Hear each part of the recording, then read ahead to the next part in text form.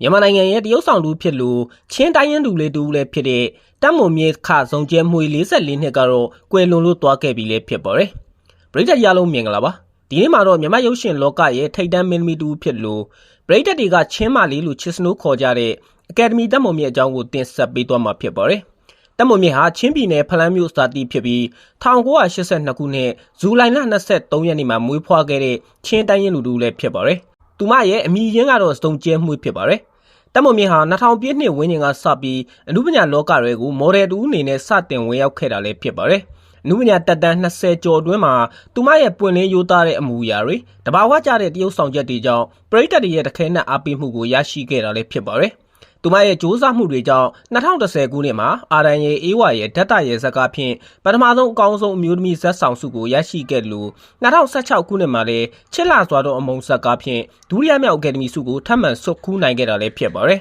။အနုပညာအလုပ်တွေအပြင်တပ်မွန်မြင့်ဟာအိမ်တော်ရှင်မတူမိခင်ကောင်းတူဖြစ်လဲစံပြတူဖြစ်ပါတယ်။သူမမှာတားကြီးအားချင်းနဲ့တမီးငယ်လာဝန်းဆိုတဲ့ချစ်စရာကောင်းတဲ့ရင်တွင်းနှိုးလည်းရှိပါတယ်။အလုံးနဲ့မိသားစုကိုမျှတအောင်ထိန်းကျောင်းနိုင်ုံနဲ့မကပဲပရိသတ်တွေနဲ့လည်းအမြဲတမ်းရင်းရင်းနှီးနှီးရှိလာတဲ့သူတူလည်းဖြစ်ပါတယ်။လက်ရှိ2026ခုနှစ်မှာလည်းသူမပါဝင်တရုပ်ဆောင်ထားတဲ့အရှံပဲရုပ်ရှင်ဇာတ်ကားကြီးဟာရုံတင်ပြတ်တက်လျက်ရှိလာလည်းဖြစ်ပါတယ်။ရိုးသားအေးဆေးတဲ့ဇယိုက်ရှိလို့ပရိသတ်ပေါ်လည်းအမြဲတမ်းစာနာနားလည်ပေးတတ်တဲ့တပ်မွန်မြင့်ဟာမြန်မာရုပ်ရှင်လောကမှာအစားထိုးမရတဲ့အနုပညာရှင်တူလည်းဖြစ်ပါတယ်။ယခုခါမှာတော့တပ်မွန်မြင့်ဟာချစ်လာသွားတော်မိသားစုနဲ့ပရိသတ်ကိုနှုတ်ဆက်လို့